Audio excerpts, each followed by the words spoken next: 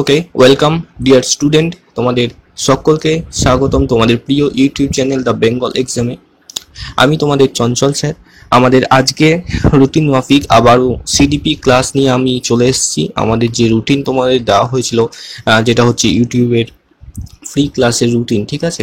এখানে foundation class চলছে আমাদের টেট 2024কে কেন্দ্র করে। ওকে, সম্পূর্ণ বিনামূল্যে কিন্তু ক্লাসগুলো হয়ে চলেছে। তো আজকে সেই ক্লাসের 12 নম্বর ক্লাস, এবং আজকে আমাদের খুব সুন্দর এবং একটা ভেরি ভেরি ইম্পর্টেন্ট টপিক তোমাদের সাথে আলোচনা করব, যেটা হচ্ছে শিশু কেন্দ্রিক শিক্ষা। ওকে, শিশু কেন্দ্রিক শিক্ষা, যেটাকে ইংরেজিতে আমরা চাইল্ড সেন্ট্রিক এডুকেশন বলে জানি। তো এই টপিকটা কেন ইম্পর্টেন্ট সেটা আগে তোমাদের জানতে হবে। তো মনে রাখবে, এই যে শিশু কেন্দ্রিক শিক্ষার ধারণা, এর যে কনসেপ্টটা রয়েছে, ঠিক আছে, সেটাকে কেন্দ্র করে কিন্তু তোমার যত পেডাগজিক্যাল কোয়েশ্চেন আছে, শুধুমাত্র সিডিপিতে নয়, ইভিএস, ইংরেজি, বাংলা এবং গণিত, যে পেডাগজিক্যাল কোয়েশ্চেনগুলো আসবে, প্রত্যেকটা পেডাগজিক্যাল কোয়েশ্চেন যেগুলো দেখবে, কিছু কিছু প্রশ্ন এমন থাকে যেগুলো খুব সহজ, যেগুলো তুমি খুব সহজেই আইডেন্টিফাই করে ফেলতে পারবে যে এটা সঠিক উত্তর এটা।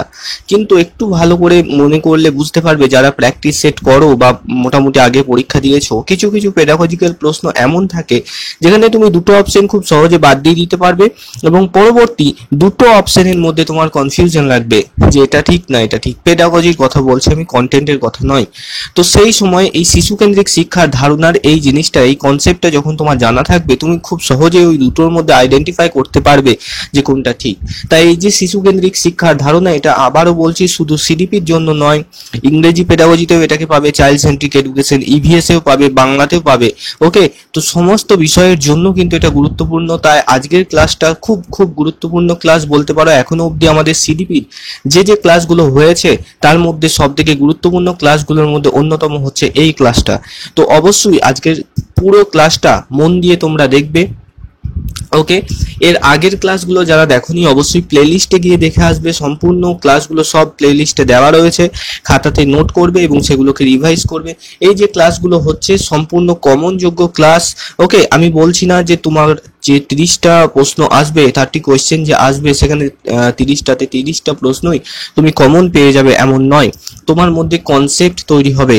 ওকে, তোমার মধ্যে কনসেপ্ট তৈরি হবে, সেই কনসেপ্টটা তোমাকে হেল্প করবে ফাইন্ড দ্য কারেক্ট অপশন। ঠিক আছে, 4টে অপশনের মধ্যে সব থেকে সঠিক উত্তরটা, অ্যাপ্রোপ্রিয়েট অপশনটা তোমাকে খুঁজে বের করতে হেল্প করবে কিন্তু। ওকে, তো আমি যেটা বলি এবং আমি যেটাতে বিশ্বাস করি, সেটা হচ্ছে 100% কমন। ওকে, 100% কমন যারা দেব বলে, তারা সম্পূর্ণ মিথ্যা বলে, সম্পূর্ণ ভুল বলে। একটা চাকরির পরীক্ষাতে কখনোই 100% কমন দেওয়া সম্ভব নয়। এমন নয় যে তোমাকে 10,000 প্রশ্ন মুখস্থ করতে দেওয়া হলো, তুমি সারাদিন বসে সেটা মুখস্থ করলে, আর তারপর সেগুলো থেকে 30টা প্রশ্ন তুমি পেয়ে গেলে। এমন নয়, এমন হয় না। তোমার তৈরি করতে হয় যেটা, সেটা হচ্ছে 100% কনসেপ্ট তৈরি করতে হয়। ওকে, কনসেপ্ট তৈরি করতে হয়। আজকে ছোটবেলায় তুমি যোগ, ওকে, যোগের নিয়ম শিখেছিলে, সেই কারণে তোমাকে এই যেমন যে কোনো সংখ্যা দিয়ে যোগ দেওয়া হোক তুমি করতে পারবে, তাই তো? যে কোনো সংখ্যা দিয়ে যোগ তুমি করতে পারবে, ছোটবেলাতে তোমার এই যোগের কনসেপ্ট শেখা ছিল বলে। যদি কেউ ছোটবেলাতে যোগের কনসেপ্ট না শিখে, কিভাবে যোগ হয় সেটা না শিখে, যদি শুধু নামতার মতো মুখস্থ করতো যে এই যে 24 আর 34 হচ্ছে গিয়ে আমাদের 68, এরকম ভাবে, সরি 58, এরকম ভাবে যদি কেউ মুখস্থ করে যেত, তাহলে কি সে পারতো কি সবগুলো করতে? তো এই জিনিসটা মাথায় রাখবে, 100% কমন প্রশ্নর চক্করে যাবে না, নিজেদের মধ্যে 100% কনসেপ্ট তৈরি করতে হবে। ওকে, তো এটাকে কিন্তু তোমাদের মাথায় রাখতে হবে। তার আগে বলি, আমাদের এই যে class the Bengal exam YouTube চ্যানেলে এই ক্লাসটা চলছে আমাদের ডাব্লিউবি প্রাইমারি টেটকে কেন্দ্র করে, সম্পূর্ণ ফ্রি ক্লাস। ডেসক্রিপশন বক্সে লিংক দেওয়া থাকবে প্লেলিস্টে, টাচ করে তোমরা সমস্ত সাবজেক্টের প্লেলিস্ট পেয়ে যাবে। যে সাবজেক্টটা তোমার দরকার, যে সাবজেক্টটা তুমি এখন পড়তে চাইছো, সেই সাবজেক্টে টাচ করবে। সেই সাবজেক্টে এখনো অবধি, যেমন সিডিপিতে এখনো অবধি, এর আগে অবধি 11টা ক্লাস হয়েছে আমাদের, 11টা ক্লাস একসাথে গুছিয়ে পেয়ে যাবে এক জায়গায়, পরপর কিন্তু দেখতে পারবে। ওকে, দেখতে পাচ্ছ এইভাবে কিন্তু প্লেলিস্ট করা রয়েছে। আর এই চ্যানেলটা যদি এখনো সাবস্ক্রাইব না করে থাকো, অবশ্যই সাবস্ক্রাইব করে দাও। আমার তো মনে হয় এইটাই প্রথম চ্যানেল যে সম্পূর্ণ বিনামূল্যে 1 বছর ধরে তোমাদের প্রস্তুতি করাচ্ছে। ওকে, ডাব্লিউবি প্রাইমারি টেটের জন্য ইউটিউবে। ঠিক আছে, তো তো অবশ্যই সাবস্ক্রাইব করে বেল নোটিফিকেশনটা অল করে দেবে। তোমার ফ্রেন্ড বা বন্ধু বান্ধবী যারাই রয়েছে, তো তারা যদি প্রিপারেশন নিয়ে থাকে বা নিচ্ছে বা ডিএলএড ট্রেনিং করছে, তো তাদেরকেও অবশ্যই দ্য বেঙ্গল এক্সাম নামক আমাদের এই চ্যানেলটার লিঙ্কটা ফরওয়ার্ড করে দেবে এবং তাদের ফলো করে পাশে থাকতে বলবে। ঠিক আছে, তার আগে বলে দিই আমাদের তরফ থেকে সম্পূর্ণ বিনামূল্যে রুটিন মাফিক ওকে পিওর কন্টেন্ট বেস যে সমস্ত ক্লাসগুলো আসবে তার রুটিনটা এটা তোমরা খাতায় নোট করে নেবে। ওকে, মন্ডে দেখো সন্ধ্যে 7টা থেকে টেটের বাংলা হবে, বাংলা ক্লাস। ওকে, আর সকাল 7টা থেকে হবে আমাদের জিকে। এই যে জিকে এটা আমাদের WBP, KP, panchayat, ANM, GNM ইত্যাদি সমস্ত এক্সামকে কভার করবে। মূলত এখন প্রিভিয়াস ইয়ার কোয়েশ্চেনের একটা সিরিজ চলছে। ওকে, তো দেখতে পারো, অবশ্যই ভালো লাগবে। তারপরে আসছে দেখো টুইসডে ইংরেজি হবে সন্ধ্যে 7টা থেকে এবং অঙ্ক হবে সকাল 7টা থেকে। বুধবারে আমাদের দেখতে পাচ্ছ ইংরেজি সকাল 7টা, সিডিপি রয়েছে সন্ধ্যা 7টা থেকে। ওকে, থার্সডেতে ম্যাথ রয়েছে সন্ধ্যা 7টা এবং জিকে রয়েছে সকাল 7টাতে। ওকে, ফ্রাইডে দেখতে পাচ্ছ বাংলা রয়েছে গ্রাম পঞ্চায়েত ব্যাচের জন্য স্পেশাল বাংলা ক্লাস, যেটা আমাদের সন্ধ্যা 7টা থেকে হয় এবং অঙ্কের ক্লাস সকাল 7টা থেকে হয়। এবং স্যাটারডে দেখতে পাচ্ছ ইংরেজির ক্লাস হচ্ছে আমাদের সকাল 7টা থেকে এবং ইভিএস প্রাইমারি টেটের জন্য সেই ক্লাসটা হচ্ছে সন্ধ্যে 7টা থেকে। তো এই যে ক্লাসগুলো চলছে এগুলো পুরো মাস ধরে, এমনকি তোমার টেট পরীক্ষা হওয়ার আগে অবধি কিন্তু, অর্থাৎ ডিসেম্বর মাস পর্যন্ত চলতে থাকবে। এবং তার জন্য তোমাদের কাছে ইউটিউবের ফ্রি ক্লাসের জন্য কোনো রকম টাকা পয়সা দাবি করা হচ্ছে না। এই ক্লাসগুলো শুধু দেখো এবং নিজেরা প্রস্তুত নাও, আর শুধুমাত্র একটা লাইক, কমেন্ট, শেয়ার আর সাবস্ক্রাইব করে পাশে থাকতে অনুরোধ করা হচ্ছে। ওকে, তো এই রুটিন মাফিক তোমরা কিন্তু ক্লাস পেতে থাকবে। তার সাথে বলে রাখি, আমাদের এই ইউটিউবের ফ্রি ক্লাসের পাশাপাশি আমাদের পেইড ক্লাস কিন্তু শুরু হয়েছে। দেখতে পাচ্ছ টেট ফাউন্ডেশন ব্যাচ। এই ব্যাচটা ডাব্লিউবি টেট এবং সি টেট উভয়কে কম্বাইন করে তৈরি করা হচ্ছে, অর্থাৎ এমনভাবে তোমাদের কনসেপ্টগুলো করানো হবে যেটা তোমার ডাব্লিউবি টেটে কাজে লাগবে প্লাস সি টেটকে ক্লিয়ার করতেও কাজে লাগবে। ঠিক আছে, এই ব্যাচটার বর্তমানে ভর্তি চলছে, যেটা বন্ধ হয়ে যাওয়ার মুখেই রয়েছে। তো স্পেশাল অফারও রয়েছে প্রথম 50 জনের জন্য। ওকে, স্পেশাল একটা ডিসকাউন্ট কুপন তোমাদের দেওয়া হবে, যে কুপনটা অ্যাপ্লাই করলে প্রচুর পরিমাণে ছাড় কিন্তু পেয়ে যাবে। ঠিক আছে, এই কোর্সটার ভ্যালিডিটি সম্পূর্ণ 1 বছর রয়েছে। ইনস্টলমেন্ট ফ্যাসিলিটি রয়েছে এটার মধ্যে, সম্পূর্ণ পেমেন্ট একসাথে করতে যদি অসুবিধা হয় ওকে, তো তুমি ধাপে ধাপে পেমেন্ট করতে পারো। এখানে দেখতে পাচ্ছ বাংলা, ইংরেজি, অঙ্ক, সিডিপি, ইভিএস এই 5টা বিষয় কিন্তু করানো হবে, আলাদা আলাদা টিচাররা করাবেন। এখানে 5 দিন লাইভ ক্লাস হবে, লাইভ ডাউট ক্লিয়ারিং ক্লাস হবে, রেকর্ডেড ক্লাস থাকবে এবং ক্লাসের পরে তোমাদের কিন্তু সেই ক্লাসের নোটস দিয়ে দেওয়া হবে। ওকে, ক্লাস কোথায় হবে? প্লে স্টোর থেকে দ্য বেঙ্গল এক্সাম নামে যে লার্নিং অ্যাপ রয়েছে সেটা ইনস্টল করবে, সেখানে সমস্ত কিছু ডিটেলসে রয়েছে, দেখতে পারো। যদি কোনো প্রবলেম হয় এবং যারা অ্যাডমিশন নেবে অবশ্যই এই যে হেল্পলাইন নাম্বারটা দেওয়া রয়েছে দেখতে পাচ্ছ 7003840858, এই নাম্বারে ডাইরেক্ট কল বা হোয়াটসঅ্যাপ করতে পারো এবং স্যারের কাছ থেকে সম্পূর্ণটা জেনে নিতে পারো। ঠিক আছে, তো বলবো অবশ্যই যারা ডিসেম্বরের দিকে টেট দেবে এখনো বেশ সময় রয়েছে নিজেকে তৈরি করা, নিজেকে সেরা বানানোর। তো অবশ্যই এই ফাউন্ডেশন ব্যাচটাতে নিজের এনরোলমেন্ট করে নিতে পারো যাতে সুবিধা হয় সমস্ত কিছু কমপ্লিট করতে। ওকে, এখানে টিচারদের গাইডেন্স থাকবে, 24/7 গাইডেন্স পাবে তোমরা। তো এটা অবশ্যই তোমাদের পক্ষে খুবই ভালো হবে এবং খুবই উপকৃত হবে, এটুকু গ্যারান্টি আমি দিতে পারছি। ওকে, আচ্ছা, দ্বিতীয়ত দেখো সংগ্রামী ব্যাচ চলছে আমাদের পুলিশের ডব্লিউপি, কেপি ক্লার্কশিপের কম্বো ব্যাচ। এটা একটা, এই ব্যাচটা মূলত প্রাইমারির মতো অতটা নয়, যে কারণ দেখবে প্রাইমারির যে সিলেবাস এবং অন্যান্য কম্বাইনের সিলেবাস সেটা আলাদা। যেমন জিকে কম্বাইনে একটা ভাস্ট রোল প্লে করে, কিন্তু প্রাইমারিতে জিকে সেরকম রোল নেই। ওকে, গণিত, ইংরেজি এগুলো প্রাইমারির গণিত, ইংরেজি পেডাগজি বেস। তাই ব্যাপারটা হচ্ছে কি, যে ছেলেটা বা যে মেয়েটা শুধুমাত্র প্রাইমারি ব্যাচের জন্য পড়াশোনা করবে সেই টিচিং এক্সামের জন্যই কিন্তু এগিয়ে থাকবে। আর যারা কম্বাইন, পুলিশ ইত্যাদি অন্যান্য কম্পিটিটিভ এক্সাম এর জন্য পড়তে চাও তারা অবশ্যই এই সংগ্রামী ব্যাচে এনরোলমেন্ট করবে। ঠিক আছে, আমরা চাইলে কিন্তু একটা ব্যাচই সবকিছু করাতে পারতাম, কিন্তু প্রাইমারির যে অঙ্ক, প্রাইমারির যে ইংরেজি সেগুলো সম্পূর্ণ আলাদা এবং কম্বাইনের তোমার অঙ্ক, ইংরেজি সেটা আলাদা। ওকে, জিকে রয়েছে, দেখো রিজনিং রয়েছে, এইগুলো সমস্ত টিচাররা কিন্তু করিয়ে থাকবেন। তো এটার দেখো অ্যাডমিশন প্রসেস স্টার্ট হয়েছে, ডিউরেশন 6 মাস। 6 মাসের মধ্যে হাতে ধরে 0 to hero তোমাদের সবকিছু করিয়ে দেওয়া হবে। এটার ভ্যালিডিটি রয়েছে 1 বছর। 1 বছর অবধি যে কোনো ক্লাসে তুমি অ্যাক্সেস করতে পারবে, পিডিএফ নোটস তোমার ডাউনলোড করে রাখতে পারবে বা সেটাকে প্রিন্ট আউট করতে পারবে। ওকে, অ্যাডমিশন দেখতে পাচ্ছ, অ্যাডমিশন নেওয়ার জন্য এই নাম্বারে কন্ট্যাক্ট করবে 7003840858। ওকে, তো দেখতে পাচ্ছ বর্তমানে আমাদের এই ব্যাচগুলো কিন্তু সমস্ত চলছে। গ্রাম পঞ্চায়েতের ব্যাচ চলছে, প্রাইমারি টেটের ফাউন্ডেশন ব্যাচ চলছে, ক্লার্কশিপের ব্যাচ চলছে, পুলিশ পরীক্ষার ব্যাচ চলছে এবং এএনএম জিএনএম ব্যাচ রিসেন্ট শুরু হচ্ছে। ঠিক আছে, তো যে কোনো একটা ব্যাচে বা একাধিক ব্যাচে যদি নিজেদের নাম এনরোল করতে চাও, হেল্পলাইন নাম্বারে কন্ট্যাক্ট করো। ভর্তি চলছে, স্পেশাল ডিসকাউন্ট কুপন সবাই পেয়ে যাবে আশা করি, 50 জন না হলে না হওয়া অবধি। আর ক্লাস কিন্তু দ্য বেঙ্গল এক্সাম নামক তোমাদের অ্যাপে হবে এবং এই অ্যাপটা তুমি প্লে স্টোর থেকে ডাউনলোড করতে পারো, এখানে সবকিছু পেয়ে যাবে। ওকে, তো চলো আজকে এবার আমাদের পড়াশোনার দিকে এবার যাওয়া যাক। তো দেখো, আমরা আজকে যেটা আলোচনা করব সেটা হচ্ছে কি, সেটা হচ্ছে শিশু কেন্দ্রিক শিক্ষা বা চাইল্ড সেন্ট্রিক এডুকেশন সম্পর্কে। দেখো, সবার আগে তুমি মনে রাখবে এর মধ্যে একটা ওয়ার্ড আছে কি, কেন্দ্র। কেন্দ্র, কেন্দ্র কথার অর্থ কি? কেন্দ্র কথার অর্থ হচ্ছে মাঝখানে যেটা রয়েছে। এখানে শিশু কেন্দ্রিক অর্থাৎ কি, যে শিশু সে রয়েছে শিক্ষার মাঝখানে এবং তাকে কেন্দ্র করে চারপাশে সম্পূর্ণ শিক্ষা ব্যবস্থা আবর্তিত হচ্ছে। ওকে, তার মানে কি, ঠিক যেমন সূর্যকে কেন্দ্র করে পৃথিবী চারপাশে ঘুরছে, এখানে সূর্যটা এই শিশুর মতো, ঠিক আছে, সে কেন্দ্রে রয়েছে এবং তার চারপাশে কিন্তু তোমার শিক্ষক শিক্ষিকা, মূল্যায়ন ব্যবস্থা, পাঠ্যক্রম বা curricular activity, co curricular activity সমস্ত কিছু নির্ভর করছে এই শিশুকে কেন্দ্র করে। ঠিক আছে, এই যে ব্যবস্থা, এটাই আমাদের শিশু কেন্দ্রিক শিক্ষা নামে পরিচিত। ওকে, আচ্ছা, এবার দেখো, আধুনিক শিক্ষায় শিশু কেন্দ্রিকতা বলতে কি বোঝায়? যে শিশুই হলো সমস্ত শিক্ষা ব্যবস্থার কেন্দ্রবিন্দু, অর্থাৎ শিশুকে কেন্দ্র করে সম্পূর্ণ শিক্ষা ব্যবস্থা কিন্তু চলছে। অর্থাৎ সে যদি চায় যে তার চাহিদা অনুযায়ী, তার ক্ষমতা অনুযায়ী কিন্তু পাঠদান করা হবে, এটাই শিশু কেন্দ্রিক শিক্ষাতে বারবার বলা হয়েছে। বর্তমানে মনে রাখবে, বর্তমান যে ব্যবস্থা সেটা সম্পূর্ণরূপে, সেটা 100% এই শিশু কেন্দ্রিক শিক্ষা ব্যবস্থার নীতিকে সমর্থন করে কিন্তু গড়ে উঠেছে।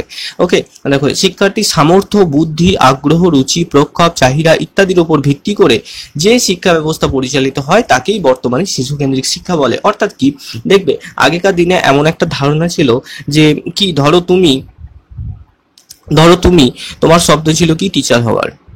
তো কোনো একটা কারণে তোমার সেই স্বপ্ন পূরণ হলো না, তো তুমি কি করলে, তোমার পরবর্তী প্রজন্ম অর্থাৎ তোমার ছেলে বা মেয়ে, তার উপরে জোর করে এই স্বপ্নটাকে চাপিয়ে দিলে যে তোমাকে যে করেই হোক টিচার হতে হবে, টিচার হতে হবে। এক্ষেত্রে দেখা যাচ্ছে তোমার ছেলের টিচার হওয়ার ইচ্ছা নেই, তার ইচ্ছে ধরো ইঞ্জিনিয়ার হওয়ার, তো কিন্তু তুমি তাকেও জোর করে টিচার বানাতে চাইছো। অর্থাৎ এটা সম্পূর্ণ শিশু কেন্দ্রিক শিক্ষার বিরুদ্ধাচরণ করছে।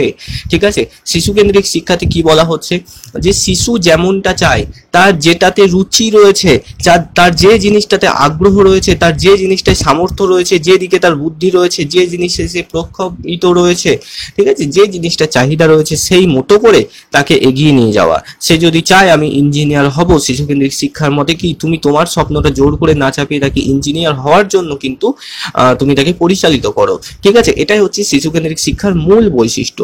এখানে মনে রাখবি, শিশুকে কোনো সময় খারাপ দিকে সঙ্গে তুলনা করা হবে না। শিশুকে এখানে সবসময় তুমি ভগবানের সাথে তুলনা করতে পারো, বলতে পারো যে শিশুর কোনো সময় কোনো দোষ নেই। ওকে, এগুলো মজার অনেক ফ্যাক্ট রয়েছে, আস্তে আস্তে আমরা সব জানবো। দেখো, এই শিশু কেন্দ্রিক শিক্ষার উপর গুরুত্ব দিয়ে গড়ে উঠেছে শিক্ষার পাঠ্যক্রম, পদ্ধতি, শিক্ষাধারা, শিক্ষা প্রশাসন ও শিক্ষা ব্যবস্থাপনা। এই যে বর্তমানে আমাদের সারা ভারতবর্ষে বলতে গেলে আমাদের যে সমস্ত উন্নয়নশীল এবং উন্নত দেশ, যেমন আমেরিকা রয়েছে, ইংল্যান্ড রয়েছে, সেখানেও কিন্তু চাইল্ড সেন্ট্রিক এডুকেশন রয়েছে। ওকে, সেই সমস্ত দেশে অর্থাৎ পৃথিবীর বেশিরভাগ অংশে কিন্তু এই শিশু কেন্দ্রিক শিক্ষার উপর ভিত্তি করে কিন্তু পাঠদান প্রক্রিয়া চলছে। এবার এই সম্পর্কে আমরা সংক্ষেপে কি বলতে পারি, দেখো, যে শিক্ষা ব্যবস্থায় শিশু কেন্দ্রে থাকছে। ওকে, শিশু কেন্দ্রে থাকছে মানে কি, যা কিছু হচ্ছে সেটা শিশুর চাহিদা মতো, শিশুর ইচ্ছা মতো। ঠিক আছে, আচ্ছা, দ্বিতীয়ত কি, শিক্ষার্থী শিক্ষার জন্য প্রয়োজনীয় উপকরণগুলি স্বাধীনভাবে গ্রহণ করতে পারে, তার যেটা ইচ্ছা সে স্বাধীনভাবে সেই জিনিসটা গ্রহণ করতে পারে শেখার জন্য। ওকে, বহুমুখী পরিবেশ, অর্থাৎ শুধু এমন নয় যে ওই শিশু শুধুমাত্র পাঠ্যপুস্তক থেকে পড়াশোনা করবে। ঠিক আছে, এমন নয় যে শুধুমাত্র পাঠ্যপুস্তক থেকেই সে পড়াশুনো করবে, পড়াশুনোর জন্য তাকে তার বহুমুখী পরিবেশ একটা তার তৈরি করা হচ্ছে, অর্থাৎ সে মাঠে ঘাটে চারিদিক থেকে সে কিন্তু শিখতে পারে। মনে রাখবে, যা জ্যাক রুসো বলে একজন মনোবিজ্ঞানী ছিলেন, রুসো, যিনি প্রকৃতি কেন্দ্রিক শিক্ষা ব্যবস্থার কথা বলেছিলেন। ওকে, রুসো। তো এই রুসো কিন্তু এই শিশু কেন্দ্রিক শিক্ষার জনকও তাকে বলা হয়। তো রুসো সেটাই বলেছিলেন যে একটা শিশুকে তুমি তার 4-5 বছর বয়স হলো আর তার হাত পা তুমি বেঁধে দিও না যে এখানে গান শিখতে হবে, এখানে নাচ শিখতে হবে, এখানে ছবি শিখতে হবে, এখানে গণিত শিখতে হবে, এখানে স্পোকেন ইংলিশ শিখতে হবে। এইভাবে তাকে প্রকৃতির নিয়মে বেড়ে উঠতে দাও। ওকে, রুসো বলেছিলেন কি যে শিশুকে সবসময় প্রকৃতির নিয়মে বেড়ে উঠতে দিতে হবে। অর্থাৎ একটা শিশু প্রকৃতির কোলে যেমন ভাবে বেড়ে ওঠে, সে বই দেখে এটা গ্রিন, GREEN, গ্রিন এইভাবে যেন না শেখে, সে গাছের পাতা দেখে শিখুক যে এই রংটাকে বলা হয় গ্রিন। ওকে, অর্থাৎ যেন তার যে পড়াশোনা, শিশুর যে পড়াশোনা, সেটা যেন যান্ত্রিক না হয়ে যায় কোনোভাবে। ওকে, কোনোভাবে যেন যান্ত্রিক না হয়ে যায়, এই ঘটনাটা কে বললেন? রুসো বললেন। ঠিক আছে, অর্থাৎ বহুমুখী পরিবেশে অভিযোজনের ক্ষমতা শিশু লাভ করবে এখান থেকে। আর কি দেখো, শারীরিক, মানসিক, সামাজিক, প্রাক্ষবিক, নৈতিক ও নান্দনিক গুণাবলী অর্জন করতে পারে, তাকে বলা হয় শিশু কেন্দ্রিক শিক্ষা। ঠিক আছে, শারীরিক, মানসিক, সামাজিক, প্রাক্ষবিক, নৈতিক ও নান্দনিক বিভিন্ন গুণাবলী অর্জন করতে পারে, সেটা কি বলা হয়? শিশু কেন্দ্রিক শিক্ষা। যে শিক্ষা ব্যবস্থায় শিশু এইসব গুণাবলীগুলো অর্জন করছে। ওকে, এবার দেখো পরবর্তীতে এই যে দেখতে পাচ্ছ চাইল্ড অ্যান্ড ফ্যামিলি, অর্থাৎ একটা ফ্যামিলিরও যেমন কেন্দ্রে শিশু থাকে, ঠিক সেরকম এই শিশুকে কেন্দ্র করে একাধিক ক্ষেত্র কিন্তু গড়ে উঠেছে। এর মধ্যে কি রয়েছে? মেন্টাল হেলথ রয়েছে শিশুর, অর্থাৎ সে যেন মানসিকভাবে সবসময় অবসন্ন না থাকে, মানসিক দিক যেন তার ঠিক থাকে। ঠিক আছে, সেটাও কিন্তু দেখতে হবে। এগুলো পরিবারের লোকরা কিন্তু অবশ্যই খেয়াল করে থাকেন।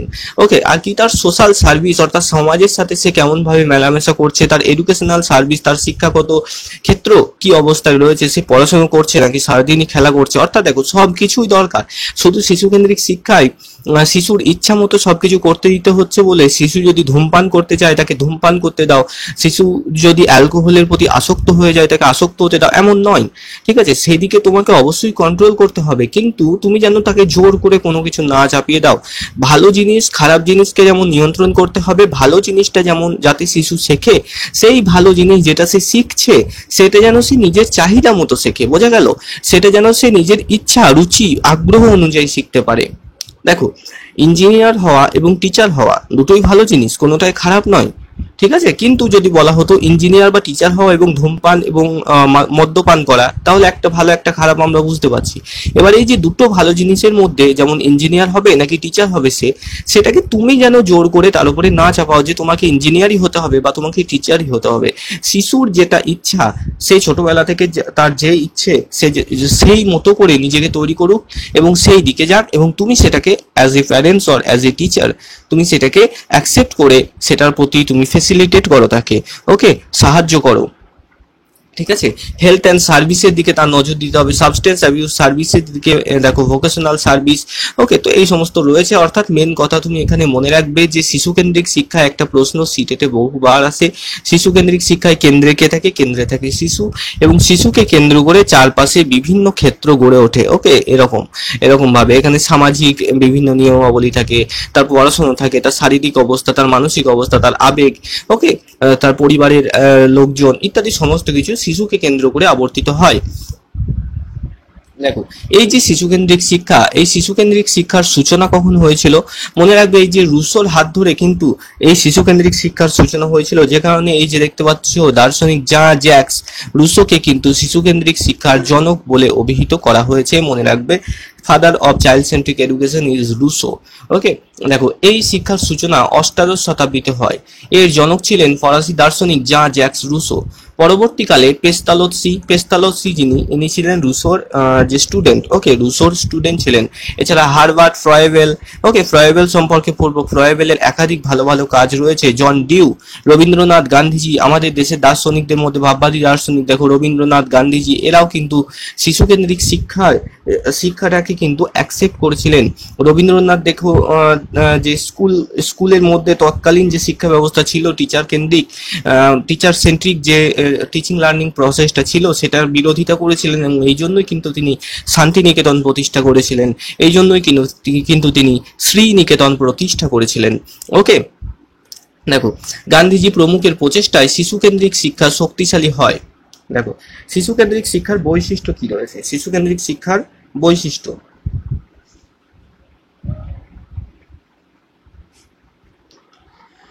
দেখো, শিক্ষার্থীর স্বাধীনতা। শিশুকেন্দ্রিক শিক্ষায় শিক্ষার্থী গতানুগতিক শিক্ষার শৃঙ্খলা থেকে মুক্ত হয়ে তার ইচ্ছা ও আগ্রহ অনুসারে শিক্ষা গ্রহণ করতে পারে। এটা তো মূল বৈশিষ্ট্য আমরা বুঝতে পারলাম কি, যে শিক্ষার্থীর একটা স্বাধীনতা থাকবে শিশুকেন্দ্রিক শিক্ষাতে। ওকে, শিক্ষার্থীর স্বাধীনতা থাকবে, সে স্বাধীনভাবে নিজের ইচ্ছা মতো কিন্তু সে পড়াশুনো করবে। ঠিক আছে, স্বাধীনভাবে সে নিজের ইচ্ছা মতো তার পেশাকে চুজ করবে। ওকে, সে কি হতে চায় সেটা সে চুজ করবে। দেখো, এখানে থাকে না কোনো বাহ্যিক শক্তির নিয়ন্ত্রণ। তুমি পিতা বা মাতা বা শিক্ষক শিক্ষিকা হিসাবে বাইরে থেকে তাকে নিয়ন্ত্রণ করতে পারবে না যে ঠিক তোমাকে এটাই হতে হবে, ঠিক তোমাকে এটাই খেতে হবে, এটাই পড়তে হবে। ওকে, তুমি নিয়ন্ত্রণ করতে পারবে না। তুমি কি চাও, যে শিশু যেটা চায়, যেটা হতে চায় বা যেটা করতে চায়, সেটাকে তুমি জাস্ট ফ্যাসিলিটেট করতে পারবে, সেটাকে তুমি সেটার প্রতি তাকে ফ্যাসিলিটেট করতে পারবে। অ্যাজ এ ফ্যাসিলিটেটর তুমি তাকে হেল্প করতে পারবে। দেখো, এবং কোনো বাধা নিষেধ, চাপিয়ে দেওয়া বোঝা, এই সমস্ত কিছুকে কিন্তু তোমার বন্ধ করতে হবে। ঠিক আছে, শিক্ষার্থী তাই বৈচিত্র্যপূর্ণ পরিবেশে নিজের ইচ্ছা অনুসারে শিক্ষা গ্রহণ করে। বৈচিত্র্যপূর্ণ পরিবেশ মানে কি? বিভিন্ন বিচিত্র পরিবেশ, যেখানে শিক্ষার্থীরা নিজের মতো করে বেড়ে উঠতে পারবে, সেখানে সে নিজেদের ইচ্ছা অনুযায়ী কিন্তু শিক্ষা গ্রহণ করতে পারে। দ্বিতীয় বৈশিষ্ট্য কি? ব্যক্তিকেন্দ্রিক শিক্ষা ব্যবস্থা। অর্থাৎ কি? দেখো, দুটো ব্যক্তি, সেই দুটো ব্যক্তির পেশা কিন্তু সম্পূর্ণ আলাদা হতে পারে। হতে পারে ইঞ্জিনিয়ার হতে চায়, হতে পারে এই টিচার হতে চায়। ঠিক আছে, তো এই যে ব্যক্তিকেন্দ্রিক শিক্ষা ব্যবস্থা, অর্থাৎ ব্যক্তিতে একটা ফারাক রয়েছে। ওকে, ব্যক্তি কেন্দ্রিকতাতে গুরুত্ব দিতে হবে তোমাকে। যদি কেউ টিচার হতে চায়, তাকে সেটার দিকেই উৎসাহিত করা। যদি কেউ ইঞ্জিনিয়ার হতে চায়, তাহলে তাকে সেটার দিকে উৎসাহিত করা। ওকে, তৃতীয়ত কি? দেখো, ব্যক্তি সত্তার পরিপূর্ণ বিকাশ ঘটে। ব্যক্তি সত্তার পরিপূর্ণ বিকাশ ঘটে কিভাবে? শিশুকেন্দ্রিক শিক্ষা দানের মাধ্যমে। দেখো, শিশুকেন্দ্রিক শিক্ষায় শিক্ষার্থীর মানসিক বিকাশের পাশাপাশি তার শারীরিক, প্রাক্ষবিক, সামাজিক ও নৈতিক দিকগুলো সুষম বিকাশের উপর গুরুত্ব দেওয়া হয়। এর ফলে শিক্ষার্থীর ব্যক্তি সত্তার পূর্ণ বিকাশ ঘটে। এর ফলে শিক্ষার্থীর ব্যক্তি সত্তার কিন্তু পূর্ণ বিকাশ ঘটছে। আর কি?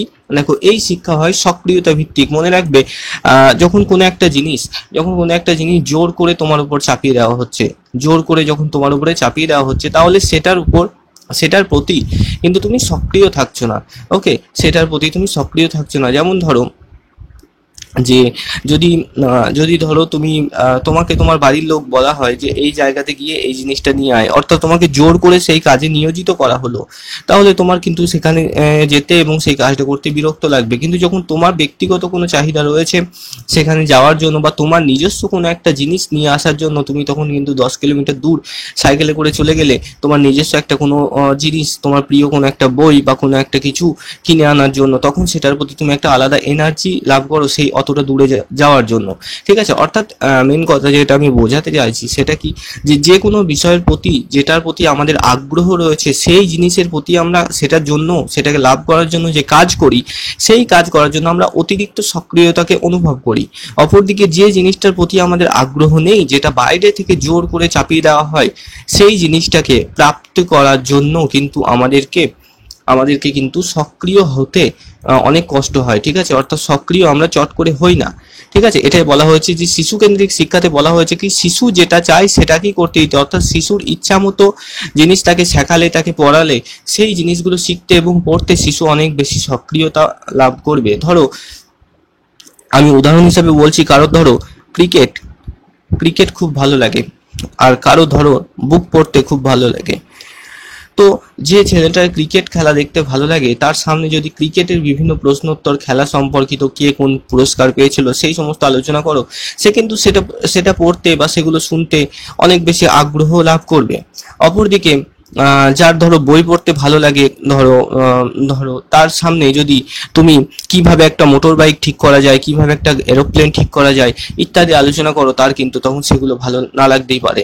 ওকে, অর্থাৎ বোঝা গেল কি, যে ছেলেটার এই যে ক্রিকেটের প্রতি যার একটা চাহিদা রয়েছে, আগ্রহ রয়েছে, তার ক্রিকেট সম্পর্কিত পড়াশুনো, ক্রিকেট সম্পর্কিত খবর সবকিছু জানতে সে অনেক বেশি আগ্রহান্বিত হবে, তাই তো? অর্থাৎ এটাই বলা হয়েছে যে এইখানে কি হয়, সে অনেক বেশি সক্রিয় থাকে শিশুরা। এই যে শিশু শিশু কেন্দ্রিক শিক্ষা এটা একটা সক্রিয়তা ভিত্তিক শিক্ষা। 5 নম্বর কি দেখো, অভিজ্ঞতা ভিত্তিক শিক্ষা।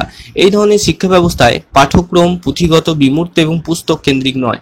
শিশুর স্বতঃস্ফূর্ত আত্মপ্রকাশের কার্যাবলী এবং বৈচিত্র্যপূর্ণ জীবন অভিজ্ঞতা সমূহকে কেন্দ্র করে শিক্ষার বিষয় নির্দিষ্ট হয়। অর্থাৎ কি বলা হচ্ছে এখানে, এই যে অভিজ্ঞতা ভিত্তিক শিক্ষাতে বলা হচ্ছে যে এই ধরনের শিক্ষা ব্যবস্থার পাঠ্যক্রমে পুঁথিগত এবং বিমূর্ত বা পুস্তক কেন্দ্রিক নয়, যে শিক্ষা ব্যবস্থাটা সেটা বিমূর্ত বা পুস্তক কেন্দ্রিক নয়। শিশুর যে স্বতঃস্ফূর্ত আত্মপ্রকাশের কার্যাবলী এবং বৈচিত্র্যপূর্ণ জীবন রয়েছে, অর্থাৎ এমন নয় যে শুধুমাত্র দুটো বই কিনলো এবং সেই বইয়ের মধ্যেই সেই শিক্ষা ব্যবস্থাটা শুধুমাত্র সেই বইয়ের মধ্যেই সীমাবদ্ধ, এমন কিন্তু নয়। ওকে, এমন কিন্তু নয়। এটা হচ্ছে তোমার যেটাকে বলা হয় এক্সট্রা কারিকুলার অ্যাক্টিভিটির মধ্যে পড়ে, যেখানে আমাদের শারীরিক শিক্ষাকে ফেলা হয়, কর্মশিক্ষাকে ফেলা হয় ইত্যাদি। অর্থাৎ শুধুমাত্র পাঠ্যপুস্তক কেন্দ্রিক শিক্ষা ব্যবস্থাকে না করে বিয়ন্ড টেক্সট বুক আমাদের যেতে হবে। ওকে, বিয়ন্ড টেক্সট বুক যেতে হবে এবং সেখানে পাঠ্যপুস্তকের বাইরে থেকে কিন্তু পড়াশোনা করতে হবে। তো সেখানে যে অভিজ্ঞতা, বাস্তব অভিজ্ঞতা, যেটা আমাদের ওয়ার্ধা পরিকল্পনাতে গান্ধীজি করেছিলেন, হাতে কলমে শিক্ষা। ওকে, হাতে কলমে শিক্ষা। জন ডিউয়ের যে পরিকল্পনা ছিল লার্নিং বাই ডুইং ইত্যাদিকে কিন্তু এখানে বলা হয়েছে। ওকে, হাতে কলমে শিক্ষা অর্থাৎ যে কোনো কিছু তৈরি করার মাধ্যমে শিক্ষা। কিভাবে সাইকেল তৈরি করা হয় সেটাকে মুখস্থ না করে হাতে কলমে সেটাকে তৈরি করে শেখা। ওকে, এটাই কিন্তু বলা হয়েছে অভিজ্ঞতা ভিত্তিক শিক্ষা। এরপর কি আছে, মানবিক সম্পর্কের উন্নয়ন। দেখো শিশু কেন্দ্রিক শিক্ষায় শিক্ষক শিক্ষার্থী, দেখো এখানে তিনটে মুখ থাকে, একটাই থাকে টিচার, একটাই থাকে স্টুডেন্ট, আর একটাই থাকে কারিকুলাম। ওকে, শিক্ষক শিক্ষার্থী পাঠ্যক্রমের এই ট্রায়াঙ্গেল বলা হয় এটাকে। তো এখানে শিক্ষক শিক্ষার্থীর মানবিক সম্পর্কে যথেষ্ট উন্নতি ঘটে। ওকে, অর্থাৎ টিচারের সাথে স্টুডেন্টের একটা রিলেশন তৈরি হয়। এখানে দেখো শিক্ষক এখানে কঠোর শৃঙ্খলার নিয়ন্ত্রক নন, তিনি এখানে কঠোর শৃঙ্খলার নিয়ন্ত্রক নন, তিনি কঠিন টাস্ক মাস্টার নন। ওকে, তিনি কঠিন টাস্ক মাস্টার নন, অর্থাৎ এমন নয় যে শিক্ষক একজন ভয়ঙ্কর এক সত্তা যে কঠিন বিভিন্ন টাস্ক শিক্ষার্থীদের দেবে এবং শিক্ষার্থীরা সেটা করবে, এমন নয়। তিনি সবসময় পিতার মতো, বন্ধুর মতো। Okay, as a father, as a friend. Okay, friend, philosopher, guide বলা হয়, জানো বন্ধু, দার্শনিক এবং পথপ্রদর্শক বলা হয় একজন টিচার কি, ফ্রেন্ড, ফিলোসফার, গাইড। ওকে, তো এখানে তিনি কি করবেন, শিক্ষার্থীদের সাহায্য করবেন। শিক্ষার্থীরা এখানে দেখো নিজের চেষ্টায় শেখে এবং শিক্ষক তাকে সাহায্য করেন মাত্র। শিক্ষক শুধুমাত্র তাকে শিক্ষার্থীকে সাহায্য করবে এবং শিক্ষার্থীরা কি করবে, নিজের চেষ্টায় শিখবে। ওকে, ফ্রেন্ড, ফিলোসফার, গাইডের কাজ করবে শিক্ষক বা শিক্ষিকা প্রত্যেকেই। ওকে, তো আশা করি বোঝা গেল। আমরা আজকে দাঁড়াও, এখানে আর তিনটে রয়েছে, চলো এটা শেষ করে যাওয়া যাক আগে, তারপরে আমরা ক্লাসটা শেষ করব। একটু লং হতে পারে ভিডিওটা, তাই একটু ধৈর্য ধরে দেখো। ওকে, তারপর দেখো আর আছে কি, স্বতঃস্ফূর্ত শৃঙ্খলা। স্বতঃস্ফূর্ত শৃঙ্খলা মানে কি, ওই যেটা প্রথমে আমরা পড়লাম, যে শিক্ষার্থীদেরকে যখন তাদের ইচ্ছা মতো কোনো কাজ করতে দেওয়া হবে সেটার প্রতি তাদের যে শৃঙ্খলা, নিয়মানুবর্তিতা, সেগুলো তারা নিজেরাই পালন করার চেষ্টা করবে। এটার জন্য তোমাকে জোর করতে হবে না।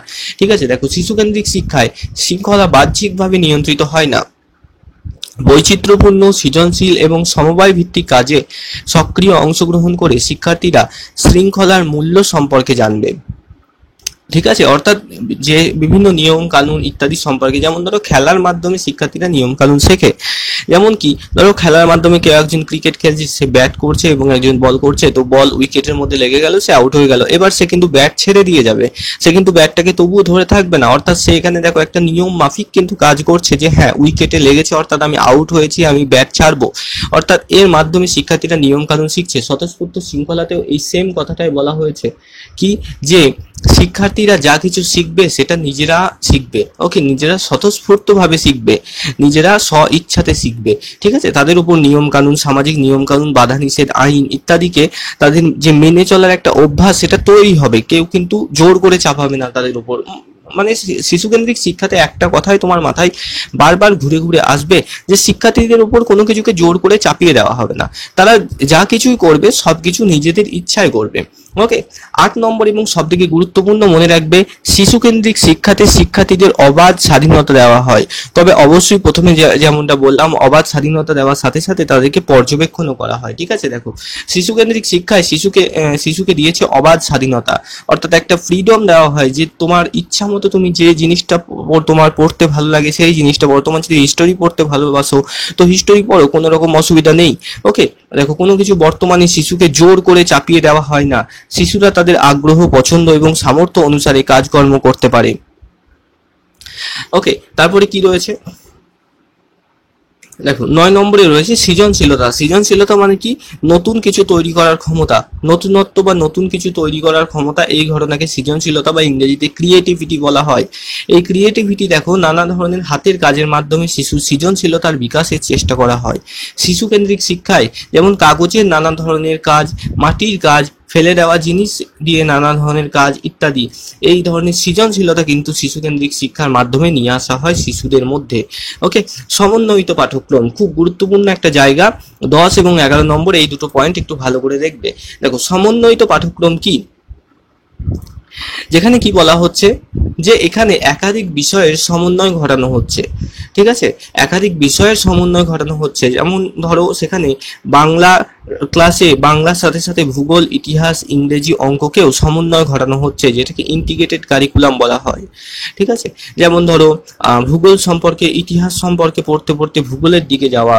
ওকে, ভূগোল সম্পর্কে পড়তে পড়তে সেখানে ধরো বিজ্ঞান, জীবন বিজ্ঞানকে বা ভৌত বিজ্ঞানকে টেনে নিয়ে আসা, বা রসায়নকে টেনে নিয়ে আসা, ভূ অভ্যন্তরে বিভিন্ন গঠন, বিভিন্ন গ্যাস সম্পর্কে জানানোর জন্য। ঠিক আছে, তো এই ঘটনাকে সমন্বয়িত পাঠ্যক্রম বলা হয়, যেটা তোমরা ডিএলএ ট্রেনিং করার সময় নিশ্চয়ই করেছো। একটা স্কিল ছিল, দেখবে যে একটা পাঠ্য বিষয়ের সাথে অন্য বিষয়ের সম্পর্ক স্থাপন বলে একটা আমাদের কম্পোনেন্ট ছিল। ওকে, তো সেখানে কি ধরো তুমি ধরো পড়াচ্ছ পরিবেশবিদ্যা, ধরো তুমি পড়াচ্ছ পরিবেশবিদ্যা, পরিবেশবিদ্যাতে কি পড়াচ্ছ, যে ভেজিটেবলস বা শাকসবজি পড়াচ্ছ। ওকে, শাকসবজি পড়াচ্ছ, তো সেখানে তুমি বিভিন্ন জিনিস সম্পর্কে পড়াচ্ছ, যেমন ধরো গাজর সম্পর্কে পড়াচ্ছ, বেগুন সম্পর্কে পড়াচ্ছ। তো আমি ধরে নিলাম তুমি বেগুন, গাজর ইত্যাদি গুলোকে চেনাচ্ছ।